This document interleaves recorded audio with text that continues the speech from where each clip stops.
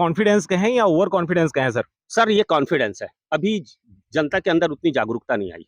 अभी जनता के अंदर उतनी जागरूकता नहीं आई है। बिल्कुल नहीं। चलिए एक बहुत बड़ा जो अभी कांड हुआ है, इस कांड के बारे में भी उन्होंने कुछ नहीं कहा और इसी दौरान इस कांड के दौरान उनके जो उस विभाग के रेलवे जो मंत्री थे, वो किसी कार्यक्रम में उनकी मन की बात सुनते हुए वो नज़र आए। नरेंद्र मोदी साहब के जो मन की बात जो कार्यक्रम चलती है, वो जो अपनी दिल की फीलिंग्स जो लोगों के सामने रखते हैं और मनगढ़ंत बातें करते हैं, ऐसा कहा जाता है। सोशल मीडिया पे लगातार इस प्रकार की बातें आती रहती है, तो उस कार्यक्रम को सुनते हुए वो नज़र आए, वो इतने बड़े कांड से दूर रहे। सेम वैसा ही अभी देश में इतने सारे मुद्दे हैं। मणिपुर की अगर बात करो किस प्रकार की अभी स्थिति है, हरियाणा में अभी लगातार इस प्रकार के अभी जाट आंदोलन हो रहे हैं। महाराष्ट्र में अगर आप देखिए तो किस प्रकार के अभी वहाँ पे भगदड़ मचा हुआ है सत्ता शासन को लेके और नाना प्रकार की चीजें हो रही हैं देश में। परंतु इन सभी मुद्दों से दरकिनार करते हुए जो देश के सबसे बड़े जो नेता हैं, देश के जो सबसे बड़े एक तरह से स्तंभ कहा जाए, और संसद भवन में जब उन्होंने वो सेंग्रोल की जब स्थापना करी तो एक तरह से देश का जो सबसे बड़ा राजा है वो इन मुद्दों से हटते हुए वो अभी लंदन चले गए हैं। क्या कहेंगे इस बारे में? लंदन जाने से क्या होगा? क्या ये चुनावी रणनीति के आधार पर हो रहा है? क्या क्या कहेंगे? सर हिंदुस्तान में 3-4 प्रकार के लोग रहते हैं। एक लोग ये हैं कि हम वर्ल्ड में कैसे हैं उससे मजा ले रहे हैं। कश्मीर में ठंडी पड़ रही है, हम उससे खुश हैं। और कई लोग ऐसे हैं कि जो देश में क्या हो रहा है उससे मतलब है, और कई लोग ऐसे हैं कि देश में आगे के लिए क्या प्लान है उससे खुश हैं, और कई ऐसे लोग हैं जो आज मेरे साथ क्या हो रहा है उससे खुश हैं। तो वो लोगों को ना बांट के रखे हैं। कुछ लोगों को इस मुहिम में लगा दिए कि हम वर्ल्ड में 50 साल बाद आगे जाने वाले हैं। 2024 के बाद हम वर्ल्ड के टॉपर बनने वाले हैं। 2024 के बाद हम क्या कहना चाहिए उसको, हिंदू हिंदू राष्ट्र बन जाएगा। हिंदू राष्ट्र बन जाएगा जी। ठीक है, तो इस भुलैया में लोगों को भुला के रखे हैं। सच ये है कि ये सिर्फ भुलाने का एक स्कीम है और कुछ भी नहीं। ये लोगों को मुद्दों से भटकाने का ये स्कीम है और कुछ भी नहीं है। चलिए, हाँ, लेकिन मैं एक बात कहूंगा जी कि देश में समझदार लोग भी हैं, ए टू जेड ना समझ नहीं है। समझदारों में सबसे पहले है देश के सैनिक जी जो बोलने की हिम्मत नहीं रखते, लेकिन जो रिटायर हो चुके हैं वो खुलकर बोल रहे हैं। पूर्व जज जो रिटायर हो चुके हैं वो आपको खुल के बोल रहे हैं जी। वकील बोल रहे हैं हाँ। और अधिकारी वर्ग भी बोल रहे हैं। किसान सर, किसान के अंदर अभी वो चीज नहीं आई है। किसान अभी आज से 50 साल बाद या 20 साल बाद जो आज सत्ताधार केंद्र सरकार जो कर रही है, इसके फलस्वरूप देश की क्या परिस्थिति होगी, इसको अभी किसान अपने शब्दों में नहीं बोल पा रहे हैं। बहाना वो अपने बारे में लगा रहे हैं, लेकिन देश के बारे में नहीं सोच रहे हैं। लेकिन जो मैं पहले नाम गिनाया, सेना, रिटायर्ड जज, वकील, सुप्रीम कोर्ट, ये सब आवाज को उठा रहे हैं। चलिए ये तो हो गई राष्ट्रीय और अंतर्राष्ट्रीय मुद्दों की बात। जब हम क्षेत्रीय बात करते हैं, अपने राज्य की बात करते हैं, अपने जिले की बात करते हैं, तो यहाँ पे जो जब कांग्रेस जब दिल्ली पर आसीन थी और कांग्रेस का जब शासन चल रहा था, उस समय महंगाई महंगाई करके चिल्लाया जाता था, देखा जाता था कि पेट्रोल के दाम बढ़ रहे हैं करके लगातार। हमारे जो छोटे नेता हुआ करते थे, हमारे गाँव गली मोहल्ले के जो नेता हुआ करते थे, वो लोग चीखते थे, चिल्लाते थे कि जब सत्ता परिवर्तन हो तो हम ये करेंगे, वो करेंगे, आज इतनी महंगाई है, भीषण महंगाई है, इस प्रकार की बातें किया करते थे। कुछ नेता मंत्री तो ऐसे थे जो बकायदा सिलेंडर सर पर रखकर डांस करते थे और चूड़ियां निकाल कर बोलते थे कि फलाना को पहना दो, ढकाना को पहना दो। लेकिन आज जब उनकी पार्टी सत्ता पर है और इस प्रकार की महंगाई है, सिलेंडर की बात करें सर, आप भी सिलेंडर यूज करते हैं, 1250 रुपए सिलेंडर हो गया है। किसी प्रकार की उसमें सब्सिडी नहीं दी जा रही है। पेट्रोल की बात करें तो 103 रुपए पेट्रोल हो गया है, डीजल 100 रुपए के आसपास है। मतलब इतनी भीषण महंगाई। कांग्रेस के शासनकाल में अगर बात करें तो वही 60-70 रुपए के आसपास ये पेट्रोल और डीजल हुआ करते थे और 300-400 रुपए के आसपास सिलेंडर हुआ करते थे।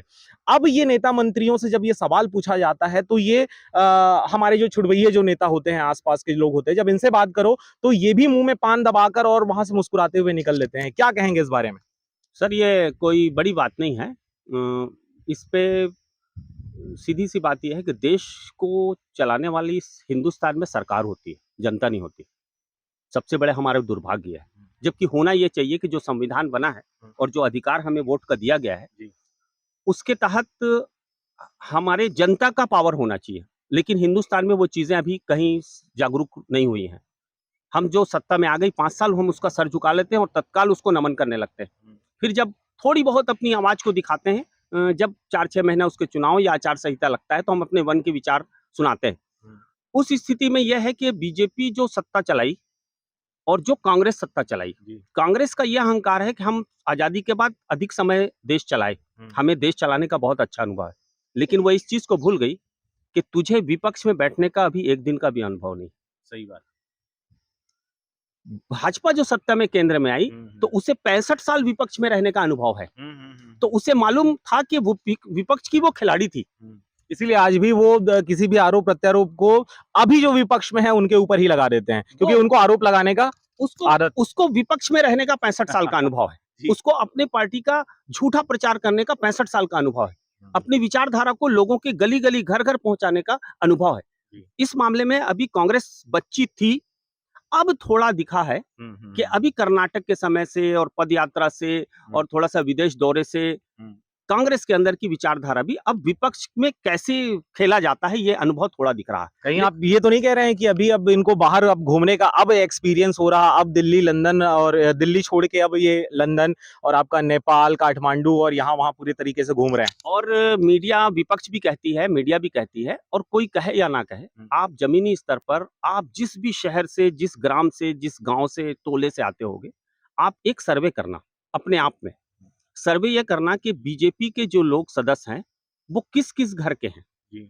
और कांग्रेस के किस किस घर के हैं, तो आपको जितने भी ठेकेदार, अपराधी, जुआड़ी, शराबी, कोयला दलाली, थाने से संबंध रखने वाले भाजपा वाले दिखाई देंगे आपको जो दिखेंगे जिस भी पार्टी के, मैं नाम ओपन नहीं करूंगा, तो आप आकलन कर लेना कि कितना एक्सपीरियंस है। और एक पार्टी के खास लोग आपको मिलेंगे, उनकी विचारधारा, रहन सहन, सदस्यता, नागरिकता अलग होगी, तो वो कंडीशन दिख रही है देश में। चलिए, इस प्रकार के मुद्दों पर आगे हम लगातार चर्चा करते रहेंगे। जाते जाते एक अंतिम सवाल सर, छत्तीसगढ़ में क्या लगता है, कांग्रेस, भाजपा या फिर आप क्या कहेंगे? आपका कोई वजूद नहीं है छत्तीसगढ़ में। आपको एक मैं नई बात बता रहा हूँ जो अभी तक आपको हिंदुस्तान के टीवी चैनल में शायद नहीं मिली होगी, न गोदी मीडिया में मिली होगी।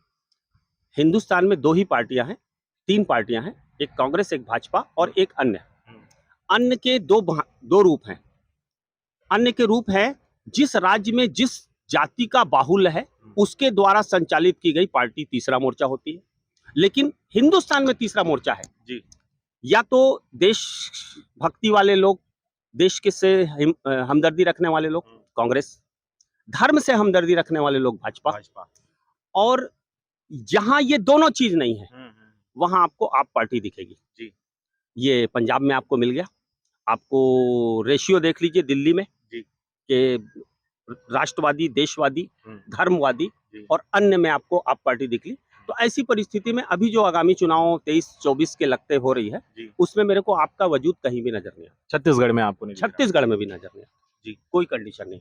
चलिए ठीक है, तो ये थे कुछ हाल ही के मुद्दे जो देश में, राज्य में और हमारे अंतर्राष्ट्रीय स्तर पर जो मुद्दे अभी करंट में चल रहे हैं, इस बारे में ये हमारी एक सामान्य सी राय थी। आगे भी इस प्रकार की चीजों को हम आपके सामने लाते रहेंगे जी। अंतिम क्या कहना चाहेंगे? विचार मैं और दूंगा, देश को बर्बाद करने या देश को बहुत ऊंचाई में ले जाने के लिए व्यापारी वर्ग भी देश को ऊंचा ले जाना चाहता है, धार्मिक विचारधारा के लोग भी ले जाते हैं, युवा वर्ग भी ले जाना चाहता है। तो सब दोष देते हैं कि कांग्रेस ने इतने दिन में देश को यहाँ नहीं पहुंचाया, कोई दोष देता है कि भाजपा उसको नहीं पहुंचाई। सच यह है कि आम जनता ही सबसे बड़ी जिम्मेदार है। आम जनता टीवी के भरोसे फैसला ना करे, आम जनता नेताओं के भाषण के बल पे ना करे, आम जनता खुद फैसला करे कि मैं आज जिस जगह बैठा हूँ, मेरे परदादा जहाँ बैठे थे, मेरे बाप जहाँ बैठे थे, आने वाले मेरे बच्चे जहाँ बैठेंगे, तो क्या ये दोनों पार्टियां या जो वर्तमान में सत्ता चलाई देश में, ये क्या हमें सही दिशा हमारे भविष्य के लिए ले जा रही हैं?